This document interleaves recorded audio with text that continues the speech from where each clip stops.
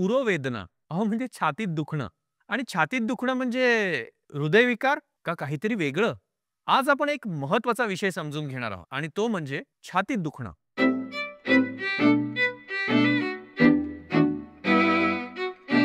आपल्याला जर छातीत वेदना झाली तर आपल्याला पहिली शंका काय येते? Heart attack.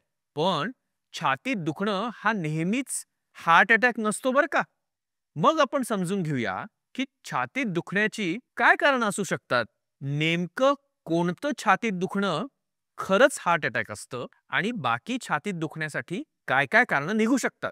छातीत दुखण्यामागची जी मुख्य कारणं आहेत त्याच्यात सगळ्यात महत्वाचं कारण हार्ट अटॅक तर आहेच, पण तो डावीकडे छातीत दुखतं तेव्हा असतं. त्याच्याशिवाय लंग्सचे प्रॉब्लेम अर्थात फुफ्फुसाचे विकार, हाडांचे किंवा स्नायूंचे प्रॉब्लेम, अन्ननलिकेचे आजार, त्वचेचे आजार अशा विविध कारणांमुळे छातीत दुखू शकतं.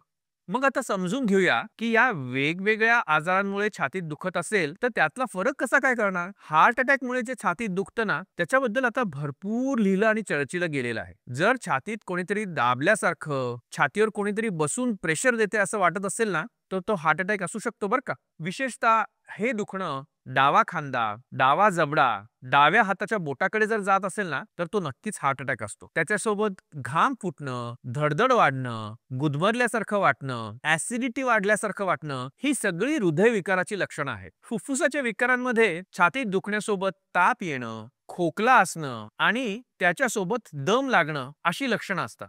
तर हाडांचं किंवा स्नायूंचं जर काही कारण असेल ना तर ज्या भागात दुखत असतं तिथे थोडं जरी प्रेशर दिलं तरी प्रचंड कळ उठते. स्नायूंचा ताण किंवा मुकामार याच्यामुळेही छातीत दुखू शकतं. अन्ननलिकेच्या काही समस्या असतील, जळजळ, ऍसिडिटी, गिळताना त्रास होणं, तिखट पदार्थ खाल्ल्यानंतर त्रास होणं, तर आपण गड किंवा गॅस्ट्रो इंटेस्टायनल रिफ्लक्स डिसीज याच्याविषयी बोलू शकतो आणि त्याच्यावर आपण एक विशेष एपिसोड पण केलाय बरं का. तसंच बऱ्याचदा छातीत दुखण्याचं कारण त्या भागाला येणारे नागिणीसारखे फोड हेही असू शकतं. त्यामुळे नेमकं आपल्या छातीत दुखण्याचं कारण काय आहे हे आपण योग्य तपासण्या करून योग्य डॉक्टरांना दाखवून समजून घेणं गरजेचं आहे. बघितलं की नाही की एका छातीच्या दुखण्याची किती विविध प्रकारे कारण असू शकतात. मग याचं सगळ्यांचं निदान कसं करायचं, डॉक्टरांना केव्हा भेटायचं आणि ट्रीटमेंट काय करायची. जर छातीत दुखत असेल आणि आपल्याला कन्फ्युजन असेल ना तर तातडीनं जाऊन ईसीजी करून घेणं ही एक महत्वाची गोष्ट होऊ शकते. ह्या बाबतीत थोडीही चालढकल करू नये असं मला वाटतं. जास्तीत जास्त आपला रिपोर्ट नॉर्मल येईल.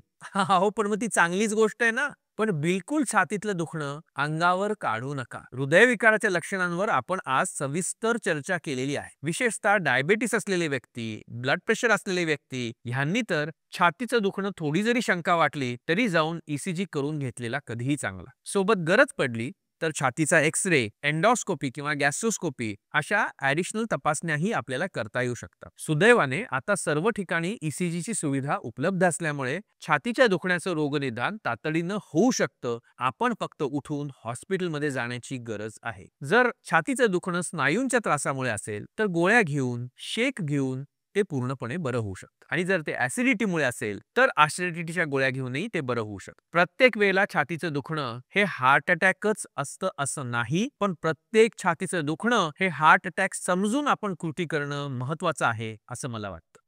त्यामुळे तात्काळ डॉक्टरांचा सल्ला घ्या. थोडी जरी शंका येत असेल तरी ईसीजी करून घ्या. घाम फुटत असेल, धडधड होत असेल, श्वास घ्यायला त्रास होत असेल तर नक्कीच हॉस्पिटलला जाऊन कितीही वाजले असतील तरी आपले पुढचे उपचार करून घेणं आपल्या आरोग्याच्या दृष्टीनं महत्वाचं आहे असं मला वाटतं.